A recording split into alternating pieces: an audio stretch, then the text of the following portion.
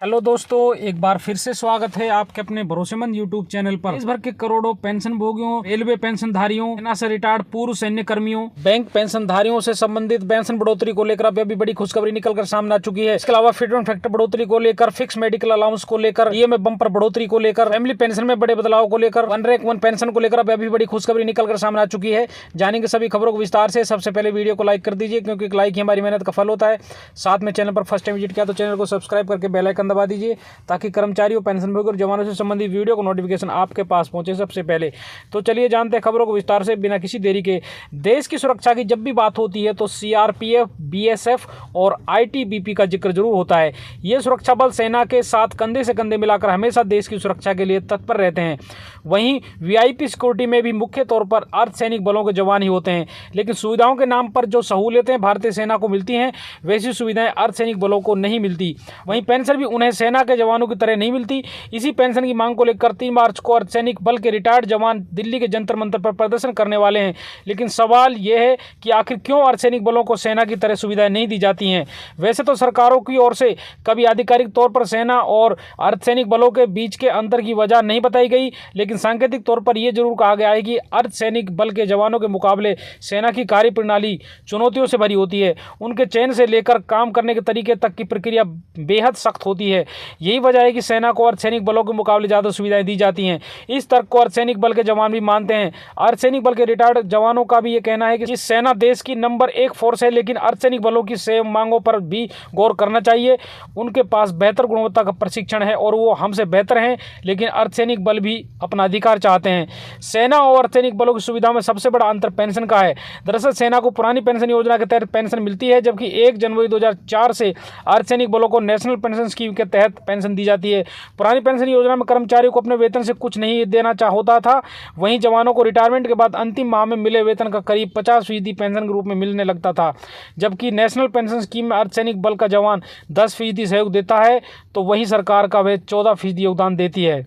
Pension धारकों को लेकर आई बड़ी खबर की बात करते हैं। केंद्रीय कर्मचारियों को फैमिली पेंशन सीसीएस पेंशन के नए नियम के मुताबिक मिलेगा। इसके लिए पेंशन और पेंशनभोगी कल्याण विभाग ने आदेश जारी किया है। सीसीएस पेंशन रूल्स 2021 के नियम 50 के तहत ही पारिवारिक पेंशन का बंटवारा किया जाएगा। सरकारी कर्मचारियों की मृत्यु पर परिवारजनों को मिलने वाले पेंशन के लिए नियम और निर्देश तय किए गए हैं। इसका जिक्र 26 नवंबर 2022 को जारी एक नोटिफिकेशन में किया गया था। सीसीएस पेंशन नियम के 50 सब रूल 8 के तहत सरकारी कर्मचारी को फैमिली पेंशन का लाभ मिलेगा। इस नियम के मुताबिक पेंशनभोगी की मृत्यु होने पर विधवा या विधुर को मृत्यु या पुनर्विवाह की तिथि तक फैमिली पेंशन दी जाएगी, इनमें से जो भी पहले हो। मृत सरकारी कर्मचारी या पेंशनभोगी को ऐसे मामले जिनमें एक से अधिक विधवाओं से बच्चे हैं, तो उनको समान शेयरों में फैमिली पेंशन का भुगतान किया जाएगा। अगर विधवा सिर्फ एक है तो फैमिली पेंशन का पूर्ण रूप से उसको मिलेगा।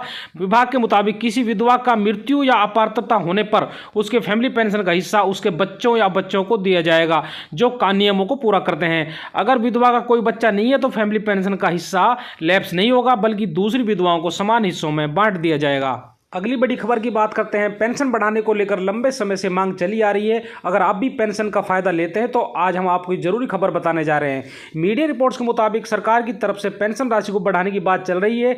फिलहाल इस बीच न्यूनतम पेंशन राशि को बढ़ाने के लिए पेंशन लोगों ने हड़ताल करने का भी फैसला लिया है। आपको बता दें कि कर्मचारी भविष्य निधि संगठन यानी ईपीएफओ की पेंशन योजना ईपीएस 95 के दायरे में आने वाले पेंशन भोगियों की न्यूनतम पेंशन 7,500 रुपये मासिक किए जाने समेत अन्य मांगों को लेकर पेंशन भोगी बृहस्पतिवार को राष्ट्रीय राजधानी में भूख हड़ताल पर बैठेंगे। कर्मचारी पेंशन योजना के तहत फिलहाल पेंशन भोगियों के लिए न्यूनतम 1,000 रुपये मासिक पेंशन निर्धारित की गई है। यह व्यवस्था सितंबर 2014 से लागू की गई थी। अगली बड़ी खबर की बात करते हैं। देश भर में सेना से जुड़े सेवानिवृत्त कर्मियों और उनके आश्रित परिजनों को पेंशन से जुड़े दावों और समस्याओं का समाधान पाने के लिए दस्तावेजी कार्यालयों को चिट्ठी लिखने या ईमेल करने की जरूरत नहीं पड़ेगी, क्योंकि सेना ने इसके लिए एक चैटबॉट प्रणाली जारी कर दी है। इसमें पंजीकरण के बाद किसी भी स्मार्टफोन पर चैटबॉट में लिखित रूप से अपनी समस्या दर्ज करनी होगी और उसका तत्काल समाधान मिल जाएगा। सैन्य सुरक्षा प्रतिष्ठान से जुड़े सूत्रों ने बताया कि अभी इस चैटबॉट को पिछले सप्ताह उड़ीसा के गोपालपुर स्थित सेना के हवाई रक्षा रिकॉर्ड कार्यालय में प्रायोगिक आधार पर शुरू किया गया है। वैसे तो केंद्र और राज्य सरकार की ओर से लाखों पेंशनर को समय समय पर कई तरह के तोहफे दिए जाते हैं।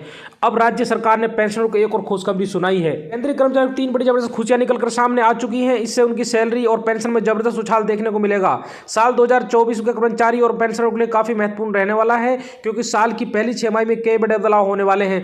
लोकसभा चुनाव को मद्देनजर रखते हुए सरकार का पूरा ध्यान इनकी तरफ रहेगा। पहली खुशखबरी की बात कर लेते हैं। अब राज्य सरकार ने पेंशनरों को एक और खुशखबरी सुनाई है। अब से आपकी पेंशन साल में 2 बार बढ़ाई जाएगी, एक बार जुलाई और दूसरे जनवरी में। जुलाई महीने में आपकी 5% पेंशन बढ़ाई जाएगी, जनवरी महीने में आपकी 10% की बढ़ोतरी की जाएगी। यानी इस हिसाब से कर्मचारियों की पेंशन में हर साल 15% की बढ़ोतरी देखने को मिलेगी। लेकिन उससे पहले आपको बता दें कि इससे राज्य सरकार के कर्मचारियों को कोई फायदा देखने को मिलेगा।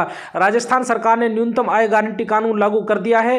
राजस्थान देश का पहला ऐसा राज्य बन चुका है जिसने एक कानून लागू किया है। इस गारंटी कानून से हर साल पेंशन में बढ़ोतरी देखने को मिलेगी, साथ ही सामाजिक सुरक्षा पेंशन की गारंटी भी दी जाएगी। देश भर के करोड़ों पेंशन धारकों के लिए एक और बड़ी खुशखबरी आ चुकी है। अक्सर देखा गया है कि पेंशनभोगी अभाव में जीते हैं, क्योंकि उनकी पेंशन काफी कम होती है। ऐसे में वो अपना गुजारा नहीं कर पाते हैं। उसी को देखते हुए संसदीय समिति ने सिफारिश दिया था कि पेंशन में 65 साल से ही एडिशनल पेंशन का फायदा दिया जाए।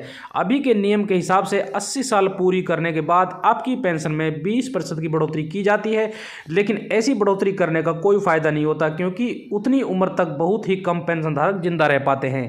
पेंशनधारकों की कठिनाई को देखते हुए संसदीय समिति ने एडिशनल पेंशन को लेकर केंद्र सरकार को 2 प्रस्ताव दिए थे। पहला प्रस्ताव यह था कि हर साल पेंशन में 1% की बढ़ोतरी की जाए। वहीं पर दूसरा प्रस्ताव था कि अगर सरकार हर साल 1% की बढ़ोतरी नहीं कर पाती है तो हर 5 साल पर 5% की बढ़ोतरी की जाए।